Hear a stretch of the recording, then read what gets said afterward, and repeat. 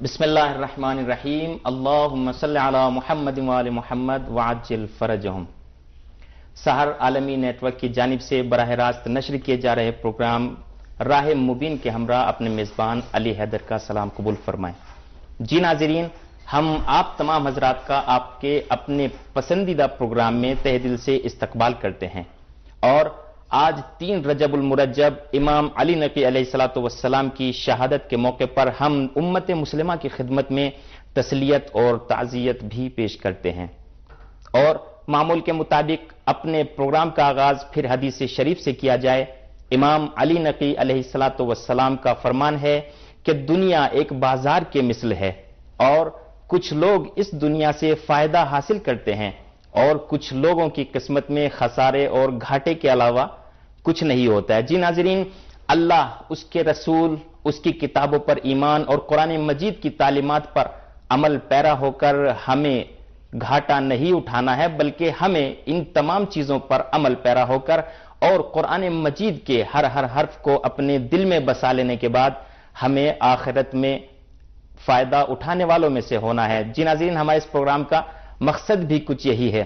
تو آئیے آج ہم اپنے پروگرام کا پھر ابتدا کر رہے ہیں اور اپنے درس کی ابتدا کرتے ہیں اور ملاقات کرتے ہیں اپنے استاد حافظ جنت حسین شاہ صاحب سے۔ السلام علیکم ورحمۃ اللہ۔ وعلیکم السلام ورحمۃ اللہ وبرکاتہ۔ استاد، آپ کو اس پروگرام میں خوش آمدید عرض کرتے ہیں اور ساتھ ہی ساتھ تعزیت اور تسلیت بھی عرض کرتے ہیں۔ بہت شکریہ، میں بھی اپنی طرف سے آپ کی خدمت میں اور تمام ناظرین کی خدمت میں تسلیت پیش کرتا ہوں۔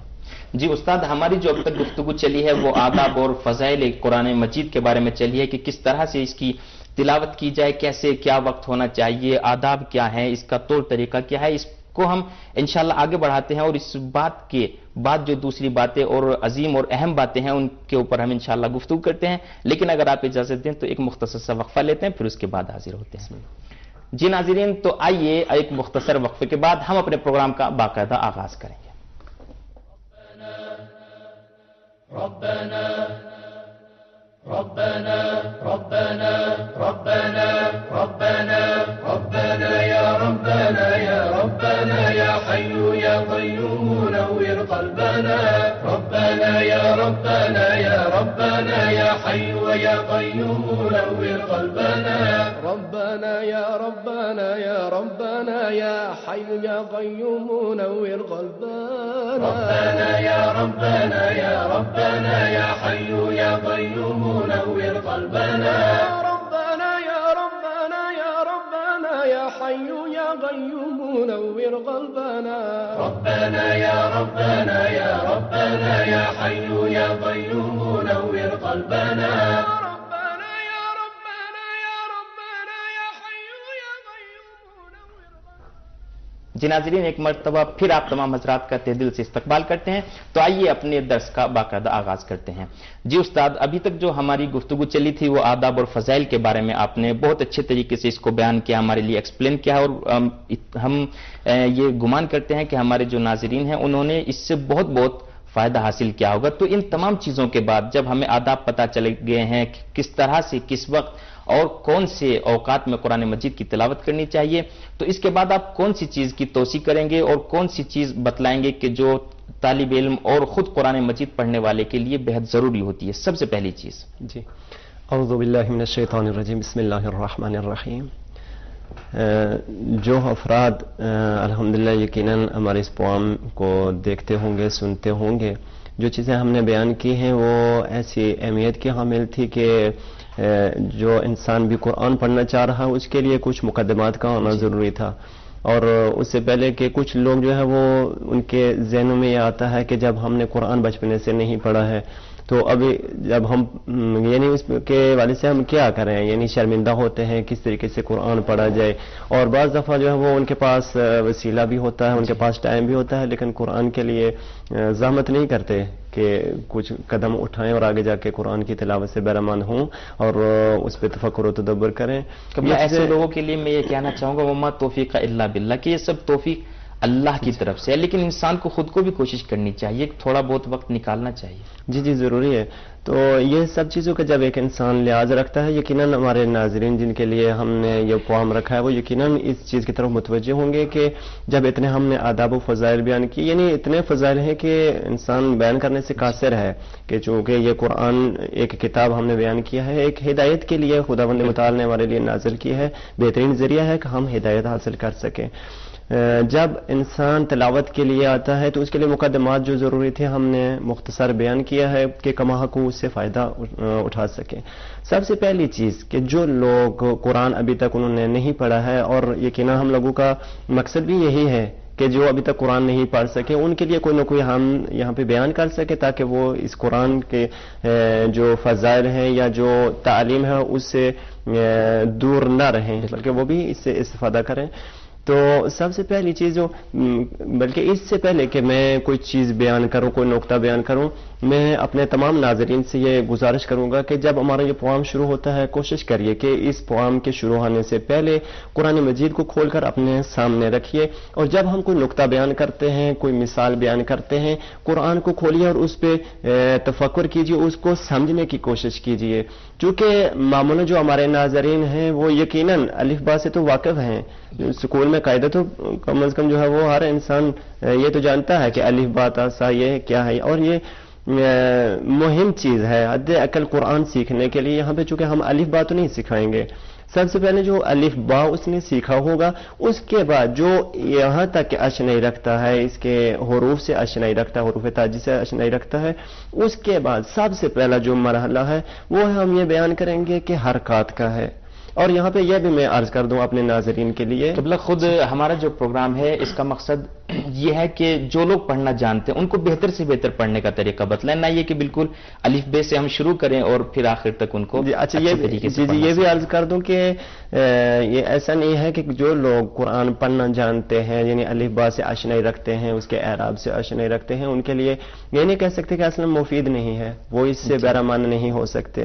بہت سارے ایسے افراد ہیں جو قرآن پڑھنا جانتے ہیں، الف با سے اشنائی رکھتے ہیں، اعراب سے اشنائی رکھتے ہیں، لیکن یقیناً ان کے لیے کوئی نہ کوئی نقطہ ضرور انشاءاللہ امید ہے کہ وہ اس سے کچھ نہ کچھ چیز کوئی نہ کوئی چیز حاصل کریں گے، کچھ نہ کچھ اس کے لیے مفید ہوگا ان افراد کے لیے جو الف با اور اعراب سے اشنائی رکھتے ہیں۔ اور یہاں پہ ہمارا جو مقصد ہے وہ یہ نہیں ہے کہ ہم اعراب اور جو حرکات ہیں ان سے اشنائی کروائیں گے۔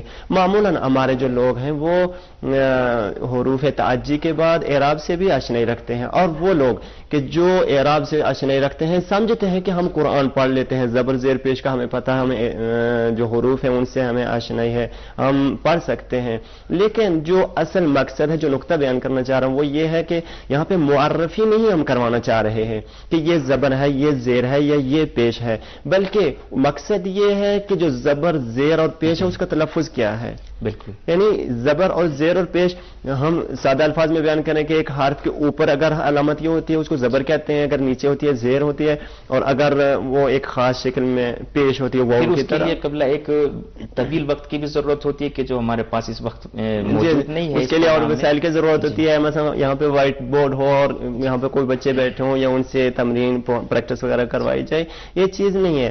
لیکن جو لوگ کچھ نہ کچھ سمجھتے ہیں، کچھ نہ کچھ جانتے ہیں، ان کے لیے بھی انشاءاللہ مفید ہوگا کہ ہم فقط تلفظ سکھانا چاہ رہے ہیں، جو زبر زیر اور پیش ہے اس کا تلفظ کیا ہے، نہ کہ یہ معرفی نہیں کروانا چاہ رہے، اس کی شناخت نہیں کروانا چاہ رہے کہ یہ زبر ہوتی ہے، یہ زیر ہوتی ہے، یہ پیش ہوتی ہے، بلکہ جب زبر ہے تو اس کا تلفظ کیا ہے، زیر کا تلفظ کیا اور پیش کا تلفظ کیا ہے۔ یہاں پہ میں بیان یہ کرنا چاہوں گا کہ جو زبر ہوتی ہے معمولاً اس میں ہم لوگ غلطی کرتے ہیں، کیونکہ ایک مین فرق ہے جو ہم اردو زبان میں جو زبر ادا کرتے ہیں اور عربی زبان میں جو زبر ہوتی ہے اس میں ایک مین فرق ہوتا ہے۔ یہ یقیناً وہ لوگ محسوس کریں گے کہ جو قرآن سمجھتے ہیں کہ ہم قرآن پڑھ لیتے ہیں، زبر زیر پیش سے اشنائی رکھتے ہیں، وہ یقیناً یہ فرق محسوس کریں گے ہم میں یہ خامی تھی، اور یہ خامی یہ ہے کہ ہم جب اردو زبان میں تلفظ ادا کرتے ہیں، جب زبر کو ہم ادا کرتے ہیں تو وہ موٹا کر کے ادا کرتے ہیں، جبکہ عربی زبان میں اس کا تلفظ موٹا نہیں ہے بلکہ باریک ہے۔ مثال کے طور پر ہم کہتے ہیں حمزہ کے اوپر اگر زبر ہے تو کہتے ہیں لیکن عربی میں نہیں ہے، یعنی باریک ہے۔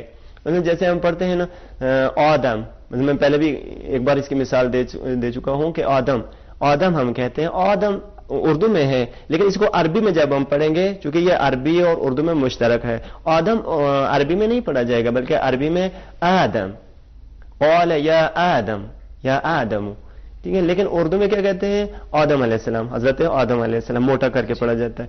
یہ مین فرق ہے ہماری اردو زبان اور عربی زبان کے جو زبر کا جو تلفظ ہے وہ ہم کوشش کریں جہاں پہ بھی زبر آ رہی ہے، ہاں بعض جگہوں پہ بعض ایسے حروف ہیں جن کو موٹا کر کے پڑھا جاتا ہے، لیکن وہ انشاءاللہ ہم بعد میں بیان کریں گے، لیکن چونکہ ابتدا ہے کوشش کیجئے کہ کوئی اپنی طرف سے ہم ایسا کوئی حرف موٹا ادا کرنے کی کوشش نہ کریں کہ جو خواہ ہمارا غلط ہو جائے۔ اور میں ناظرین سے یہی التماس کروں گا کہ جو لوگ ابھی تک قرآن پڑھنا نہیں جانتے، جو نقطہ ہم بیان کر رہے ہیں فقط اسی پہ توجہ کریں اور کوشش کریں کہ اسی کو پریکٹس کریں۔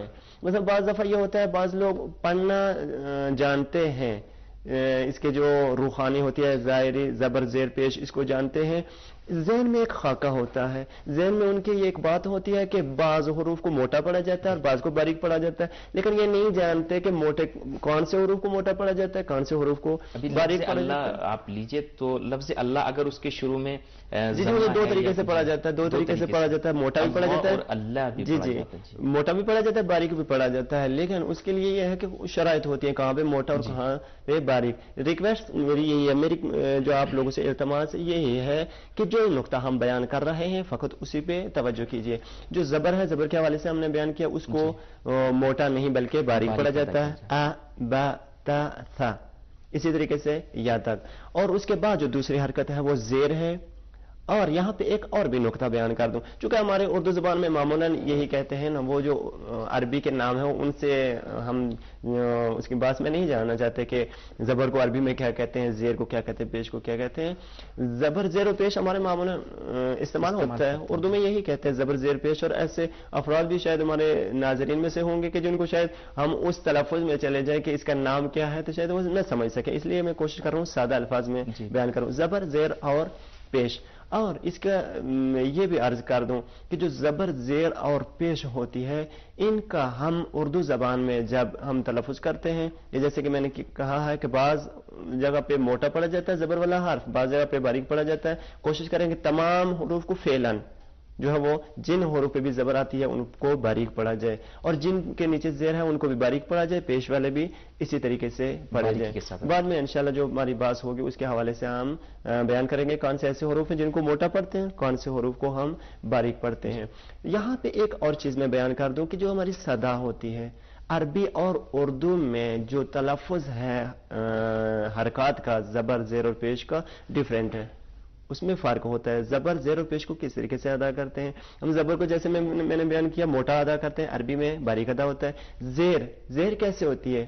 زیر کو جب ہم اردو زبان میں استعمال کرتے ہیں اے بے تے سے ایسے کہتے ہیں، بازر بے تازر تے، مثلا بسم اللہ الرحمن الرحیم، الرحمن الرحیم، عربی میں ہے نہیں ہے، نہیں ہے، بے نہیں ہے، بلکہ وہ ای بی تی سی، بسم اللہ الرحمن الرحیم، جبکہ ہمارے ہندوستان پاکستان میں یہ رواج ہے کہ اے بے تے اس طرح سے چونکہ اسکول میں ایسے پڑھایا جاتا ہے، وہ چونکہ ہم نے ایسے ہی پڑھے ہوتے ہیں، حروف تہجی پڑھے ہوتے ہیں، ہمارا لہجہ ایسا ہے، اردو زبان کا لہجہ ایسا ہے، ہم نے چونکہ لہجے کو چینج کرنا ہے۔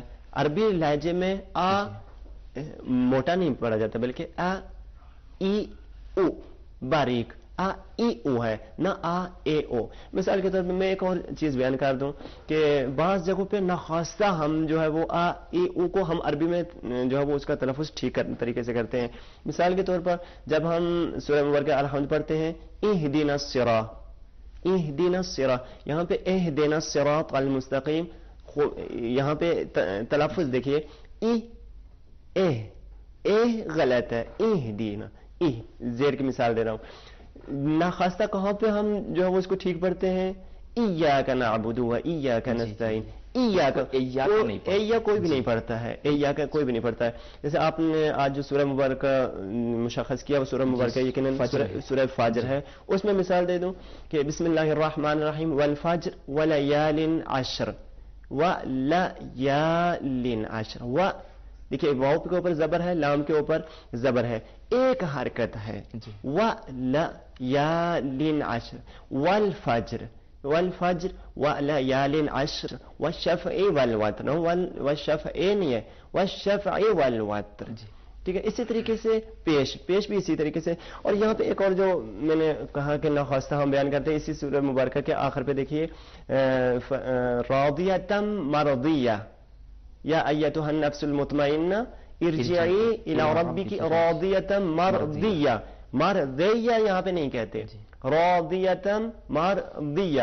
جو بھی اردو لہجے والا شخص ہے وہ بھی اس کو مرضیہ ہی پڑھے گا, مرضیہ نہیں پڑھے گا. کبھی ایسا ہوتا ہے کہ حمزہ تو ٹھیک سے پڑھ لیتے ہیں, مثلا اس طرح سے جو اوپر فتح آتا ہے اس کو تو ٹھیک سے پڑھ لیتے ہیں, لیکن جب مد کی بات آتی ہے تو اس کو موٹا کر کے پڑھتے ہیں. مثلا استکبرتا, اس کو استکبرتا اس طرح سے پڑھتے ہیں, لیکن آدم کی امد جیسی آدم آتا ہے تو اس کو آدم پڑھتے ہیں. جی وہی اس کے بارے میں آپ کیا کہیں؟ وہی یہ ہے نا کہ ہم چونکہ ہمارا لہجہ بن چکا ہے, ہم وہی اردو لہجے والے افراد ہیں, تو ہمیں کوشش کرنی چاہیے کہ ابتدا میں جیسے میں نے بیان کیا ہے کہ زبر زیر اور پیش سب سے پہلے. ابھی دیکھیے بہت سے ایسے افراد ہیں جو قرآن پڑھ سکتے ہیں لیکن لہجے کی مشکل ہے.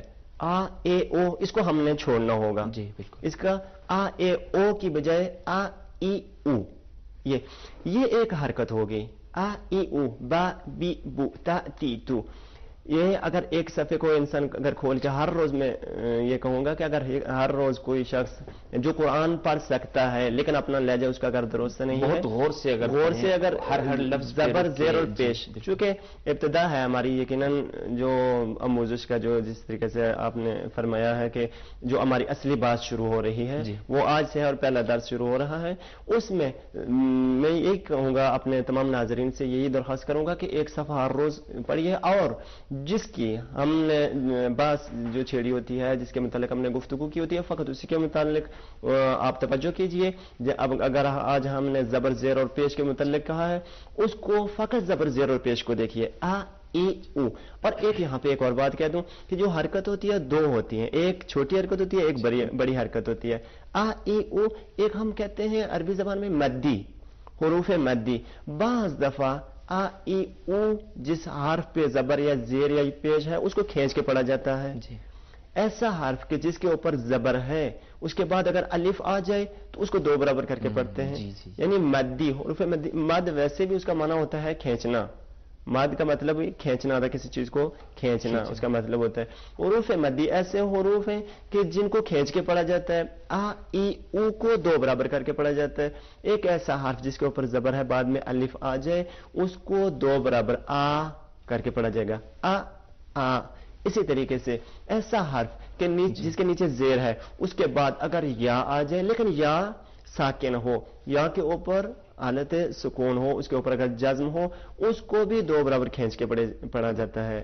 ای بی بازیر یا بی, حالانکہ اگر جب یا نہیں تھی تو بازیر بی ہم نے پڑھا تھا, لیکن جب اس کے بعد یا ساکن آ گئی تو بی تھوڑا کھینچ کے پڑھا جاتا. اور اسی طریقے سے حرف پیش والا جو حرف ہے اس کے اوپر ایک حرف کے اوپر اگر جب پیش ہے با پیش بو, اس کو جب ہم کھینچ کے پڑھیں گے. ایسا حرف جس کے مثلا با ہے, با کے اوپر اگر پیش ہے اس کے بعد اگر حرف واو آ گیا اور ساکن ہو اس کے اوپر جزم ہو, با پیش واو بو کر کے پڑھیں گے.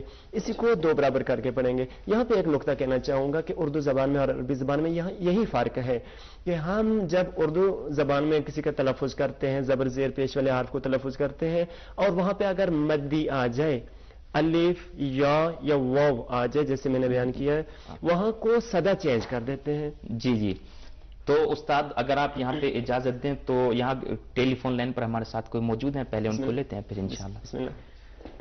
السلام علیکم. السلام سر, کیا حال ہے؟ جی اللہ کا شکر ہے, آپ ٹھیک ہیں؟ جی الحمدللہ, میں آپ کا پروگرام دیکھ رہا ہوں اور آپ کو دیکھ رہا ہوں. جی بہت بہت شکریہ. جی کیسا لگا آپ کو ہمارا پروگرام؟ جی الحمدللہ, اللہ پاک کا شکر ہے, بہت ہی اچھا پروگرام ہے. جی تو اور کچھ کہنا چاہیں گے آپ ہمارے اس پروگرام کے بارے میں, کسی طرح کوئی پیشنیاد یعنی کوئی سجیشن؟ جی میں ایک چھوٹا سا سوال کرنا چاہتا ہوں اپنا نبی پاک صلی اللہ علیہ وسلم کے بارے میں.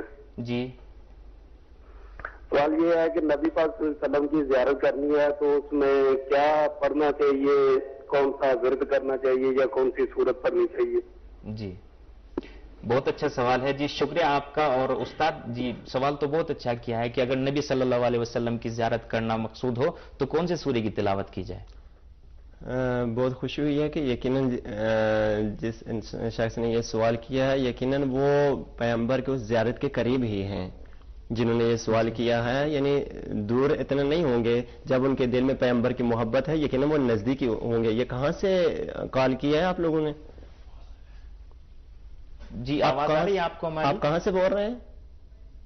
تقریباً 12-15 سال ہو گئے ہیں. کبھی کوئی پڑھائی کرتا ہوں، کبھی کوئی ورد کرتا ہوں، کبھی کوئی سورت پڑھتا ہوں، جیسا کوئی بتاتا ہے ویسا ہی. لیکن میرے کو شوق ہے کہ میں نبی پاک صلی اللہ علیہ وسلم کی زیارت کروں.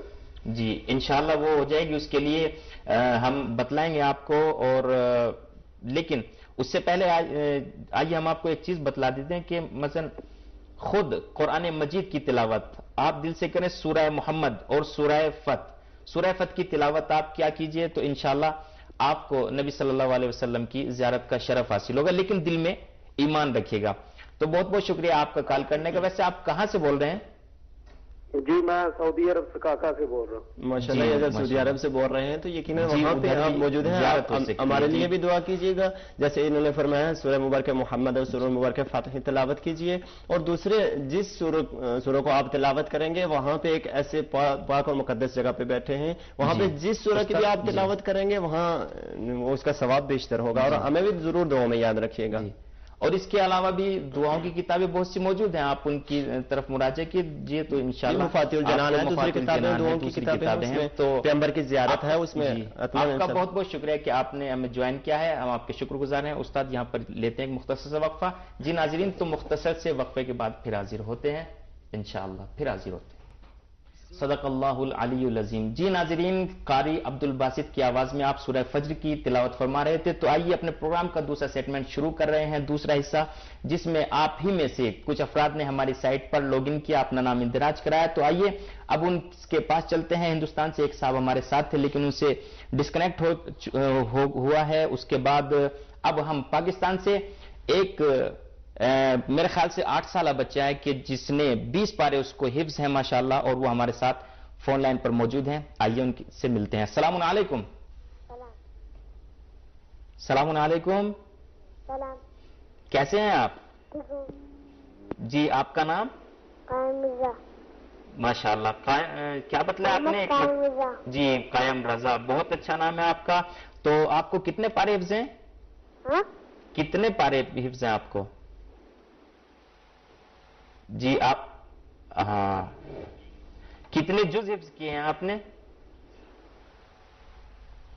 اچھا ظاہراً آواز ان کو جی آواز جی. تو آپ نے کتنے جز حفظ کیے ہیں بیٹا؟ 2 پارے حفظ کیے. جی ماشاءاللہ صحیح بہت اچھا ہے. تو آج جو ہم نے تلاوت کے لیے سورہ چنا ہے وہ سورہ فجر ہے. بسم اللہ آپ پڑھیں بیٹا اور ہم سن رہے ہیں. سورہ فجر. بسم اللہ الرحمن الرحیم. والفجر وليال عشر والشفع والوتر والليل إذا يسر هل في ذلك قسم لذي ألم تر كيف فعل ربك بآد إرم ذات العماد التي لم يخلق مثلها في البلاد وثمود الذين جابوا الصخر بالواد وفرعون ذي الأوتاد الذين طغوا في البلاد فأكثروا فيها الفساد فصب عليهم ربك سوط عذاب إن ربك لبالمرصاد فأما الإنسان إذا ما ابتلاه فقدر عليه ربهم فأكرمه ونعمه فيقول ربي أهانه أكرمه وأما إذا ما ابتلاه فقدر عليه رزقه فيقول ربي أهانه كلا بل يكرمون اليتيم. بیٹا اتنا ہی سورہ کافی ہے. وہ آپ لائن پر بنے رہیں اور استاد آپ کو کوئی نقطہ بیان کرنا چاہیں گے. استاد بہت اچھا واقعہ تلاوت کی ہے اور مثلا 8 سال کے سن میں اتنا اچھا قرآن پڑھنا واقعا کمال ہے. آپ کچھ کہنا چاہیں گے ان کے بارے میں؟ قائم صاحب بہت خوشی ہوئی ہے, بہت اچھا پڑھ رہے ہیں ماشاءاللہ. کتنا 8 سال بتایا ہے؟ جی 8 سال بہت کم ایج ہے اور 2 پارے حفظ بھی ہیں. بیٹا کون سے پارے حفظ کیے ہوئے ہیں؟ کہاں سے قرآن حفظ کیا ہوا ہے؟ کون سا پارا حفظ کیا ہوا ہے؟ کون سا جز حفظ کیا ہوا ہے؟ دوبارہ بولیں. کون سے سورہ کو حفظ کیا ہوا ہے آپ نے؟ کون سے سورہ حفظ کیے ہوئے ہیں؟ سورہ فجر حفظ کی ہوئی ہے. جی یعنی جزء آخری سپارہ بھی آخری سپارہ اور شروع سے بھی کچھ سپارے حفظ ہیں. جی بہت اچھا پڑھا ہے. بہت اچھا پڑھ رہے ہیں ماشاءاللہ. روانگی بہت اچھی ہے, بہت اچھے طریقے سے پڑھ رہے ہیں. یہ سورہ فجر آپ نے حفظ کیا ہوا ہے, اسی لیے میرے خیال میں سپیڈ کے ساتھ پڑھ رہے ہیں. اور بیٹا یہ فقط حفظ میں یہ ایسے پڑھ سکتے ہیں یا ویسے بھی دیکھ کے بھی ایسے پڑھ سکتے ہیں؟ دیکھ کے بھی میرے خیال سے دیکھ کے کوئی اور سورہ اگر انتخاب کیا جائے تو آپ ایسے ہی پڑھ سکتے ہیں یا نہیں پڑھ سکتے؟ پڑھ سکتے ہیں ماشاءاللہ. بہت اچھا ہے, آپ کی روانگی بہت اچھی ہے. خدا آپ کے توفیقات میں اضافہ فرمائے. آپ کے والدین کو خداوند متعال عمر طولانی عطا فرمائے جنہوں نے اتنی اچھی تربیت کی ہے کہ 8 سال کا بچہ جو ہے اتنا اچھی روانگی کے ساتھ قرآن پڑھ رہا ہے. بہت اچھا پڑھا. کوئی خاص نقطہ نہیں ہے جس کے حوالے سے قائم صاحب کو جو ہے وہ بیان کیا جائے کہ کہاں سے انہوں نے غلط کیا ہے یا کہاں سے صحیح پڑھا. بہت اچھا پڑھا ماشاءاللہ. بہت اچھا پڑھا ہے بیٹا آپ نے, اور ہم دعا کرتے ہیں کہ خداوند عالم آپ کی توفیقات میں اسی طرح اضافہ فرمائے. اپنے والدین کو ہمارا سلام بولیے گا. اب خدا حافظی کرتے ہیں آپ سے یہاں سے, اور چاہے تو آپ ہمارے پروگرام کو اسی طرح سے مستقل سن سکتے ہیں.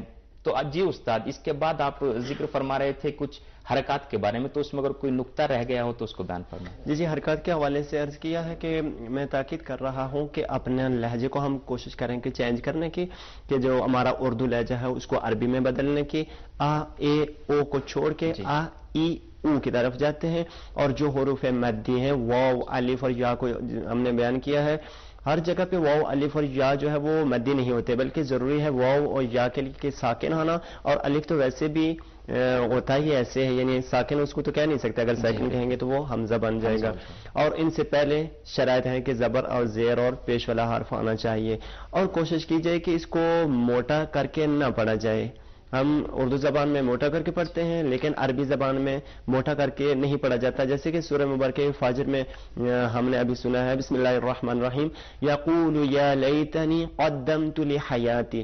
ایک اسی آیا میں اگر ہمارے ناظرین توجہ کریں, یہ جو ہم نے نقطہ بیان کیا ہے کہ جو حروف مدی ہیں زبر زیر اور پیش والے حروف کے بعد واو الف اور یا اگر آ جائے تو وہ یہی یہاں پہ ہی حروف مدی ایک چھوٹی سی ایک آیا میں آ رہے ہیں. یقول, بعض دفعہ ہمارے لوگ جو ہے یہاں پہ غلطی کرتے ہیں کہ یقول یہاں پہ دیکھیں واو آ رہی ہے, قاف کے بعد واو آ رہی ہے, یہاں پہ پیش ہے, پیش والے حرف کے بعد واو آ رہی ہے. یقول لام کے اوپر فقط پیش ہے, وہ ایک حرکت ہے, لیکن اس سے پہلے حرف قاف ہے کہ بعد اس میں واو آ گئی, اس کو 2 برابر پڑھیں گے. لام کی حرکت کو 1 برابر پڑھیں گے. قبلہ معذرت کے ساتھ آپ کی بات روک کر میں ناظرین کی خدمت میں یہ بات عرض کرنا چاہتا ہوں کہ ہمارا جن لوگوں نے ثبت نام کیا تھا ہماری سائٹ پر, ہم ان کو یہاں سے فون لگا رہے ہیں لیکن بار بار ڈسکنیکٹ ہو رہا ہے, تو لہٰذا ان سے گزارش ہے کہ وہ ادھر ہی سے ہمیں فون کریں تو زیادہ بہتر رہے گا. ادھر سے آج کچھ پرابلم چل رہی ہے. جی استاد. جی تو یہاں پہ یقولو یا لیتنی, یقول کو قاف کو لمبا کر کے پڑھیں گے, 2 حرکت کے برابر پڑھیں گے. یقولو, اگر اس قاف کے بعد واو نہ ہوتی تو ہم کیا پڑھتے؟ یقولو, جلدی سے گزر جاتے, یعنی ایک حرکت پڑھتے, لیکن چونکہ اس کے بعد واو ہے یقولو. اس کے بعد یا حرف یا کے بعد الف آ رہا ہے. یا کے بعد اگر یا کے اوپر اگر فقط زبر ہوتی اس کے بعد الف نہ ہوتا تو ہم اس کو یقول یا لیتنی پڑھتے, یا لیتنی. لیکن چونکہ یا کے بعد الف آ رہا ہے ہم نے کہا کہ یہ مدی بن جائے گا, اس کو 2 برابر کر کے پڑھیں گے یقول یا لیتنی. اور اسی طرح لیتنی جلدی سے نہیں گزر جائیں گے بلکہ یقول یا لیتنی قدمت لحیاتی. یعنی دیکھیے تینوں حروف مدی ایک اس آیا میں جمع ہو گئے, زبر زیر اور پیش آ ای او کی صدا کے ساتھ. اور جب ہم حروف مدی کی طرف جاتے اسی کو 2 برابر کر کے پڑھیں گے آ ای او, یعنی آ اے او کو ہم نے چھوڑنا ہوگا. چونکہ ہمارا لہجہ اردو کا بن چکا ہے, اور یہ بھی اپنے ناظرین کی خدمت میں عرض کر دوں کہ لہجے کو چینج کرنا, تبدیل کرنا دوسرے لہجے میں تھوڑا سا سخت ہوتا ہے. اگر کوشش کی جائے, جتنی ہم پریکٹس کریں گے اتنا. دیکھیں ایک مثال کے ساتھ میں واضح کروں, ایک بچہ ہوتا ہے نا, جب اپنے کسی اسکول میں بھیجتے ہیں بچے کو, ابتدا ہی سے ہم کیا کرتے ہیں, مثلا جب پہلی کلاس میں جاتا ہے وہاں پہ ریاضی شروع ہو جاتی ہے. ریاضی شروع ہوتی ہے تو وہاں پہ کیا پڑھاتے ہیں, 1 جمع 1 کتنا ہو گیا, 2 ہو گیا, 2 جمع 2 کتنا ہو گیا, 4 ہو گیا.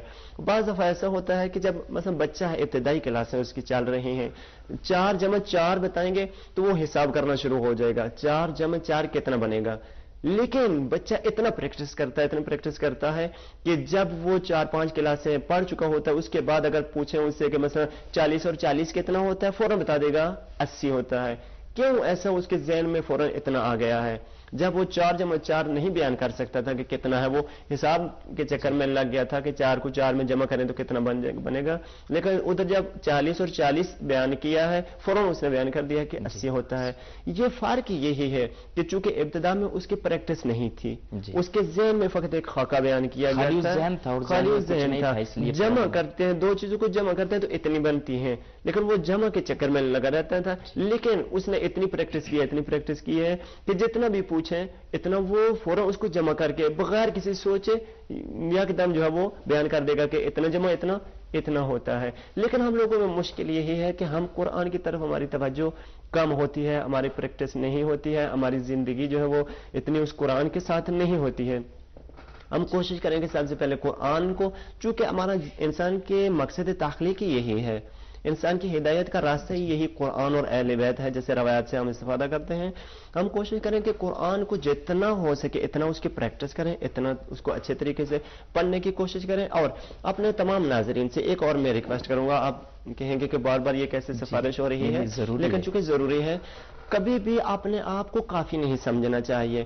ایک شخص جو ہے وہ قرآن پڑھ سکتا ہے, زبر زیر پیش کو جانتا ہے, حروف تہجی کو جانتا ہے, کافی نہیں سمجھے, بلکہ ایک قدم آگے جانے کی کوشش کرے. اس کے بعد کے جو مراحل ہیں, روحانی جانتا ہے, دیکھ کے پڑھ سکتے ہیں, تجوید میں قدم رکھے. اور ایک شخص جو ہے تجوید تک قدم رکھ چکا ہے, اس کی تجوید اچھی ہے, اس کو آگے فصیحانی تک جانا چاہیے.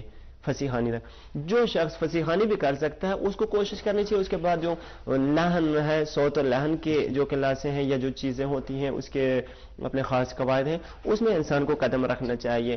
علم ایسا ایک سمندر ہے, اور یہ علم قرآن تو چونکہ تمام جتنے بھی علوم ہیں ان کے لیے یہ مقدمہ ہے. ہم جتنے بھی علوم پڑھتے ہیں اس لیے پڑھتے ہیں کہ ہم اس قرآن کو سمجھ سکیں, جتنی بھی چیزیں ہیں وہ اس قرآن سے ہم حاصل کر سکیں. اس لیے ہمیں کوشش کرنی چاہیے کہ قرآن کو اپنے زندگی کا ہدف اور مقصد اس قرآن کو قرار دینا چاہیے. جی استاد, بہت شکریہ, واقعا آپ نے بہت اچھے طریقے سے اس کو بیان کیا ہے. ایک چیز جو آپ نے ذکر کی ہے کہ حمزہ اور الف, یہ تو اردو میں ہمارے یہاں دونوں چیزیں الگ ہوتی ہیں. مثلا حمزہ تو آخر میں آتا ہے, یا سے پہلے آتا ہے, اور الف شروع ہی میں ذکر کیا جاتا ہے. جبکہ آپ نے بیان فرمایا کہ عربی میں جو حمزہ ہوتا ہے وہ اس وقت بنتا ہے جب الف ساکن ہو, تو اس کو حمزہ کہا جاتا ہے. استاد بہت شکر گزار ہیں آپ کے, واقعا ہم نے بہت استفادہ کیا, اور ناظرین سے بھی ہم یہ امید کرتے ہیں کہ انہوں نے بھی ہمارے اس پروگرام کو بہت انشاءاللہ پسند کیا. وہ استاد اب ہم آپ سے خداحافظی کرتے ہیں. جی ناظرین, تو امید ہے کہ آپ کو ہمارا پروگرام بہت اچھا لگا ہوگا, اور اسی طرح آپ بڑھ چڑھ کر ہمارے اس پروگرام میں انشاءاللہ حصہ لیتے رہیں گے. ہمارے ان پروگرامز کو دیکھنے کے لیے, یا پھر ہمارے ان پروگرامز کی جتنی بھی آپ تعریف کریں, یا پھر مثلا اس کے بارے میں جو بھی ڈیٹیلز آپ دینا چاہتے ہیں ہمیں, تو آپ ہماری سائٹ پر آ سکتے ہیں, وہاں اپنا نام اندراج کرا سکتے ہیں, ہمارے پروگرام میں حصہ کر سکتے ہیں. ہمارا ای میل ایڈریس ہے, ہمارا جو ایڈریس ہے وہ ہے www.urdu.sahartv.ir. یہاں پر آپ جا کر اپنا نام ثبت کر سکتے ہیں, اور پھر ہمارے پروگرام میں آپ بھی شامل ہو سکتے ہیں جس طرح سے دوسرے ناظرین شامل ہوتے ہیں. تو لہذا اب دیجئے اپنے میزبان علی حیدر اور سحر ٹی وی کی پوری ٹیم کو اجازت. انشاءاللہ پھر اگلے ہفتے 4 بجے ایران کے مطابق, اور ہندوستان میں 5 بجے, پاکستان میں 4:30 بجے آپ کی خدمت میں حاضر ہوں گے. تب تک کے لیے خدا حافظ.